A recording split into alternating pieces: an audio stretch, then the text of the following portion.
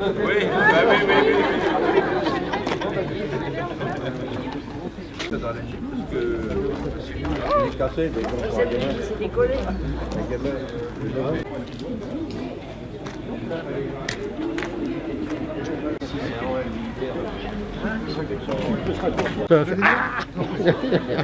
Il y en a encore, ça y est.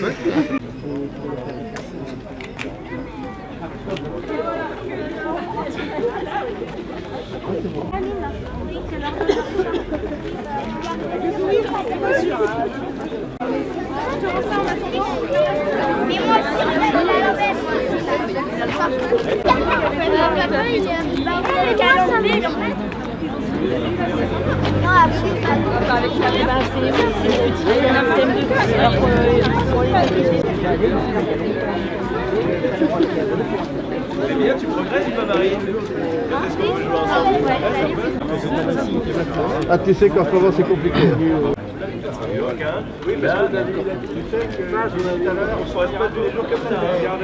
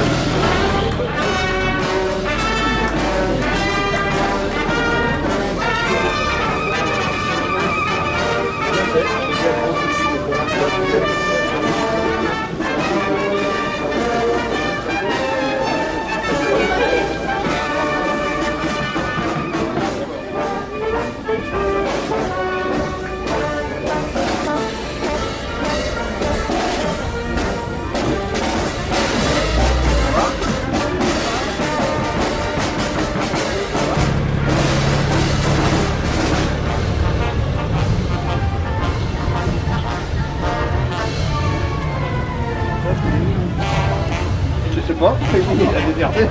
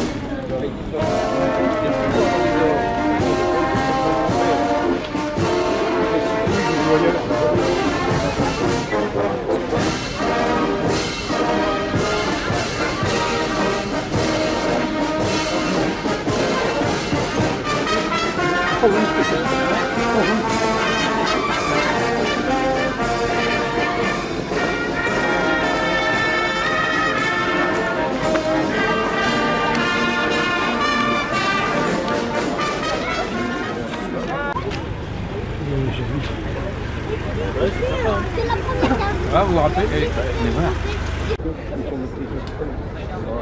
Non, mais mère, elle a.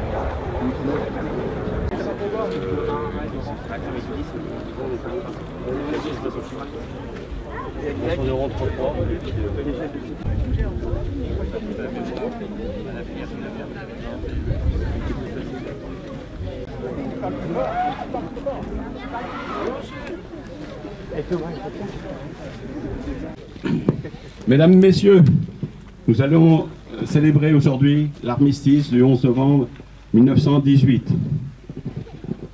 Nous allons procéder à la montée des couleurs. À vos commandements. Garde-vous!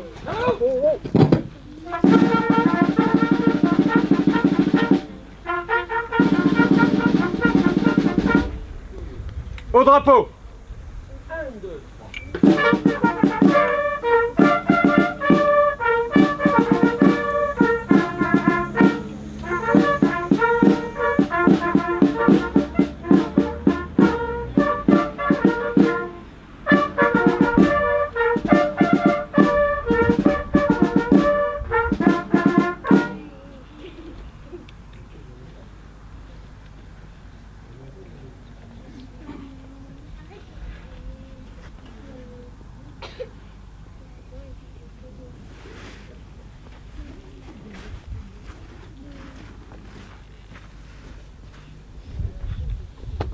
Repos. Lecture du message de la ministre des Armées, Catherine Vautrin, par Monsieur le maire, Yannick Allary. Donc, message de Madame Catherine Vautrin, ministre des Armées et des Anciens Combattants, et de Madame Alice Ruffo, ministre déléguée auprès de la ministre des Armées et des Anciens Combattants, 11 novembre 2025. Le 11 novembre, la France écoute battre son cœur. Elle se recueille devant les noms de ceux qui ont donné leur vie pour que nous vivions libres. Elle se rassemble pour commémorer la victoire et célébrer la paix. C'était il y a 107 ans. Au fracas des armes succédait le silence des plaines dévastées de Champagne, des vallées de la Meuse, des forêts d'Argonne. Ce silence portait le poids immense de ceux qui étaient morts durant 4 années dans les grandes batailles couchées sur le sol ou ensevelis sous la boue. 1 400 000 soldats tombés au champ d'honneur, autant de familles meurtries. 4 millions de blessés et de mutilés, et parmi ceux apparemment indemnes, combien de nuits hantées par des terreurs sans fin. Chaque année, devant les monuments de nos communes, les générations se rejoignent. Unis dans cette mémoire, nous rendons visible l'idéal qui nous tient debout, le sens que nous avons donné à notre histoire, le projet collectif que nous poursuivons par-delà les tragédies. Construire un ordre tel que la liberté, la sécurité et la dignité de chacun y soient garantis, selon les mots du général de Gaulle en 1941. Ce projet porte un nom, la République.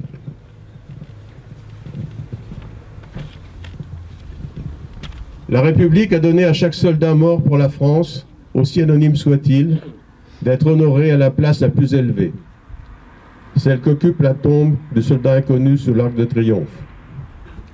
En lui s'incarne le sacrifice de tous les morts pour la France, d'hier jusqu'à ceux qui, loin de chez eux, sont tombés en Indochine, en Algérie, dans les Balkans, en Afrique, en Afghanistan, au Levant. En lui se mêlent leurs visages venus de tous horizons, ceux des fusiliers marins bretons et des tirailleurs sénégalais, unis dans le même héroïsme à Dixmude, ceux tombés à Verdun et ceux des plages de Provence, ceux des francs-tireurs et des partisans et des résistants du réseau Alliance, ceux de ces combattants venus d'Afrique, du Pacifique, des Amériques et d'Asie, qui reposent désormais dans le sol de France sous les croissants, les étoiles ou les croix des carrés militaires, ceux des incorporés de force alsaciens et mosellans, pris dans un drame intime de leur conscience, ceux qui croyaient au ciel, ceux qui n'y croyaient pas. Sur ce soldat de tous les âges, de toutes les origines, la flamme du souvenir n'est jamais éteinte. Il y a 100 ans, en 1925, était organisé aux Invalides le premier atelier de confection des Bleuets de France. Devenu le symbole de la solidarité avec le monde combattant, cette petite fleur qui poussait dans les tranchées témoigne de la force d'âme de la nation. Force d'âme qu'ont rappelé les commémorations du 80e anniversaire des débarquements, de la libération et de la victoire, dans une époque, la nôtre, où nous réapprenons que la guerre est possible. Assistant depuis Londres au périple qui pesait sur la survie même de la France, la philosophe Simone Veil offrait en 1942 une définition du patriotisme que chacun peut faire sienne. Le sentiment de tendresse poignante pour une chose belle, précieuse, fragile et périssable. Ce patriotisme demeure une nécessité vitale. Marc Bloch, l'homme des Lumières, dans l'armée des ombres, en incarna l'exemple. Son entrée au Panthéon, le 16 juin prochain, décidée par le président de la République, rappelle que l'esprit de défaite est toujours un poison mortel. La flamme qui l'animait fut une invincible espérance. L'espérance qu'on décidait d'être fort pour protéger ce qui est juste. Cette espérance que symbolisait déjà, dans le ciel de Reims, le 11 novembre 1918, les tours restées debout de la cathédrale martyre. Le 8 juillet 1962, sous ces voûtes reconstruites, était scellée la réconciliation franco-allemande pour que l'Europe vive libre et en paix. Car là sera toujours l'espérance de la France, fidèle au sacrifice de ses anciens, à ses valeurs, à ses promesses, consciente de sa vocation universelle au service de la paix. Vive la République, vive la France.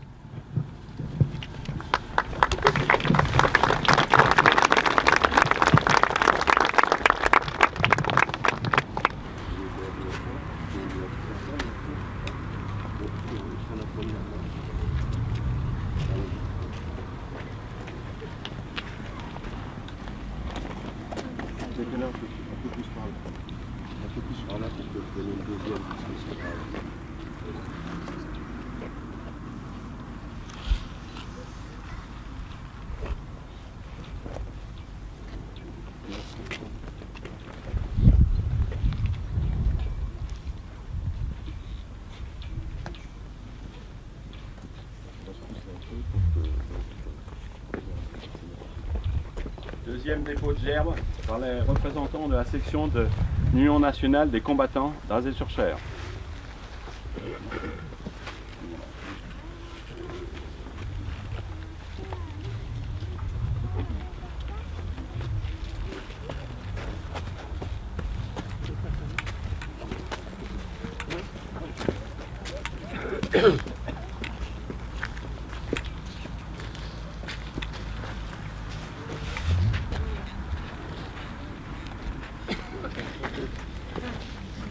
Oui, oui.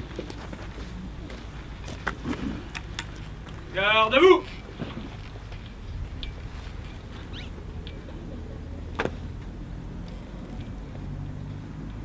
Au bord!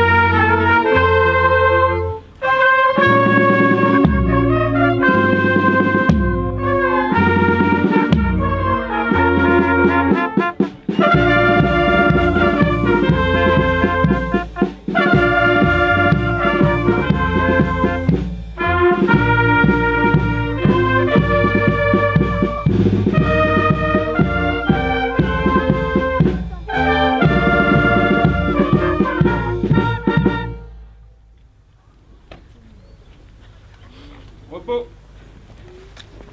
Merci. Nous allons procéder à la photo des porte-drapeaux devant le monument aux morts. S'il vous plaît, les porte-drapeaux. Il m'a demandé que tu prennes la photo. Je convie à saluer les porte-drapeaux.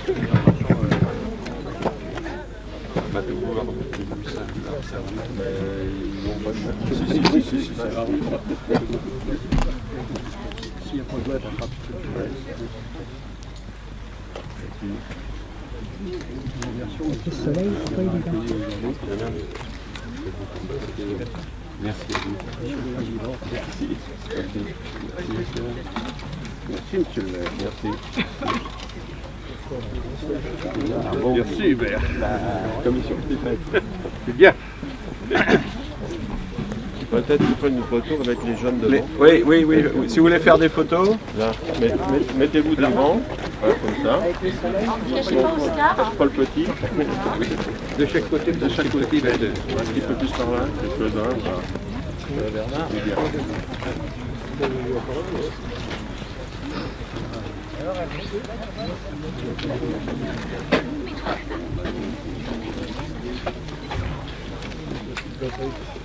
regarde, c'est bon. C'est bon. Les photos sont prises. J'en prends encore une.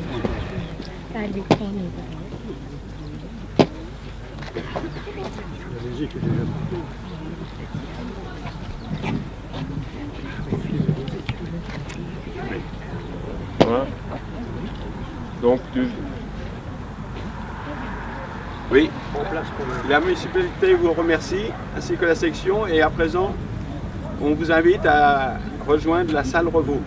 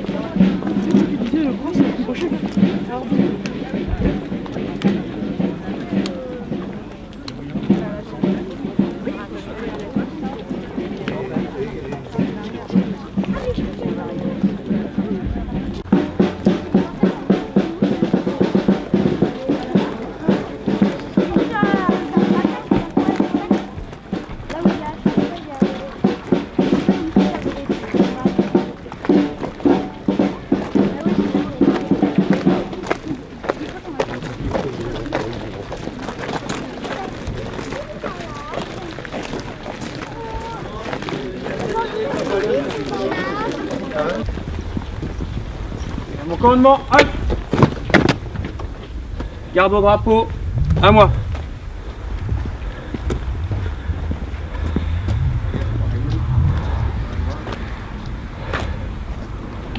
Chef de section sapeur-pompier, à moi.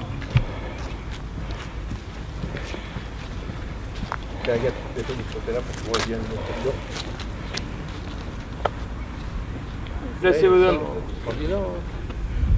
Reclasse cloué de base. Reclasse cloué de base à moi.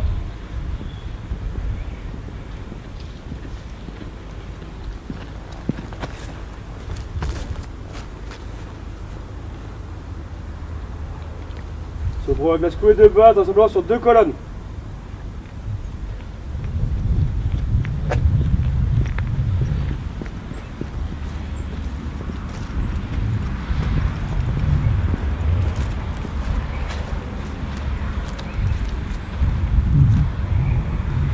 Chef de section GSP, à moi. Placez votre section. GSP André de base. GSP André de base à moi.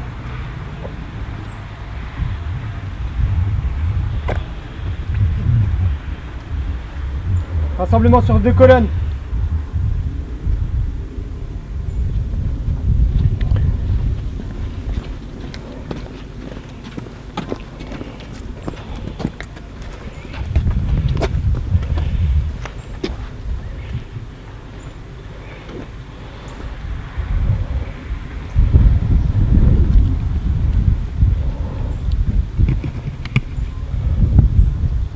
Repos. Garde à vous. Allez noir d'Alexandre Anatole Lisée, mort pour la France, sapeur-pompier à Azé-sur-Cher. 1 minute de silence.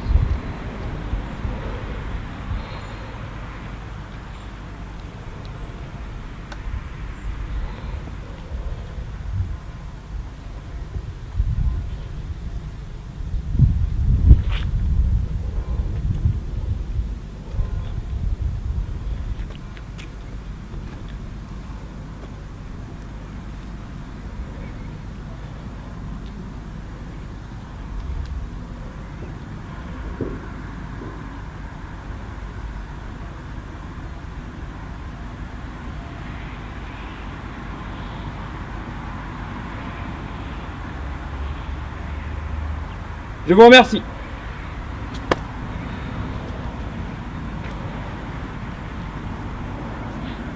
Pour l'ensemble des sections, à disposition des chefs de section pour la revue des troupes à l'intérieur de la salle Jacques Revaux.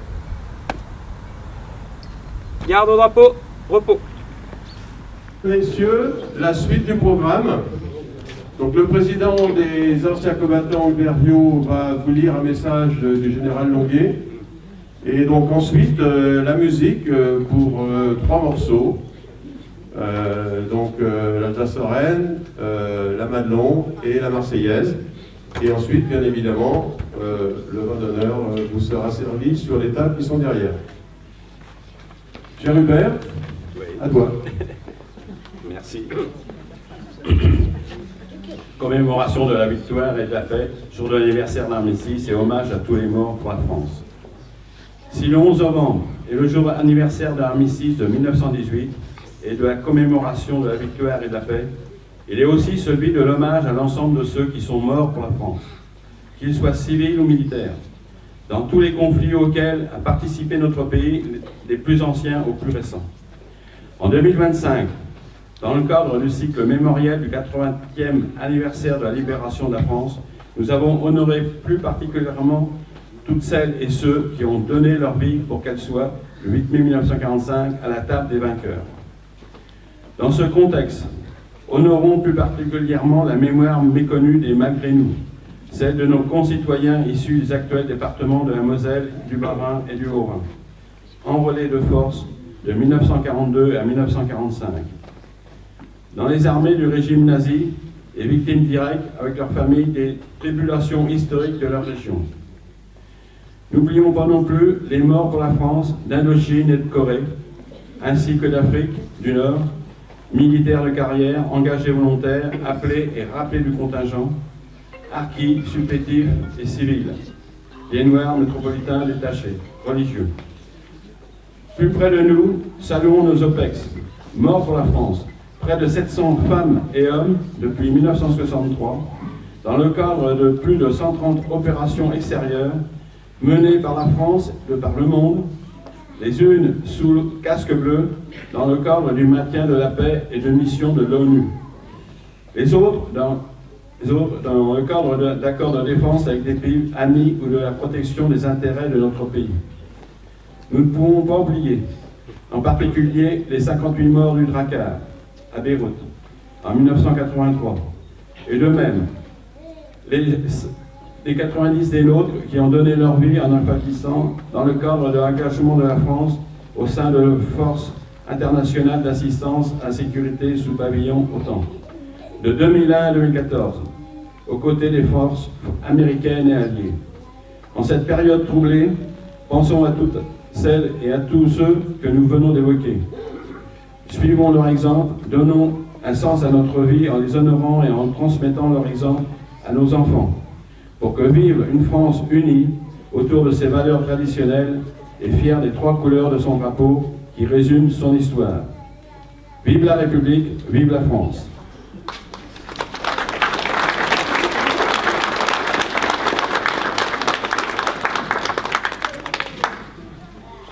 Donc maintenant la partie musicale.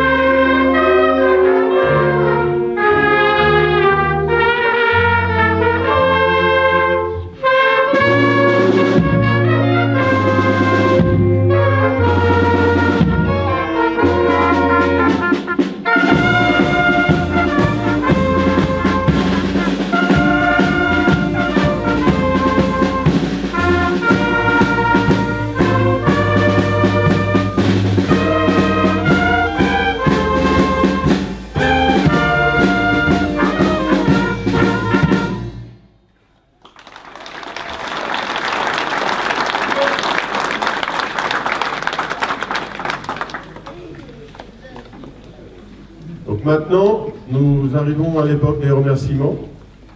Donc je voudrais, au nom des élus et des anciens combattants, remercier les sapeurs-pompiers qui nous accompagnent depuis de nombreuses années. Et bien sûr également l'Harmonie de la Fuie qui est toujours fidèle à ce rendez-vous et à d'autres d'ailleurs pour commémorer nos événements. Donc merci à tous, merci aux habitants qui sont présents.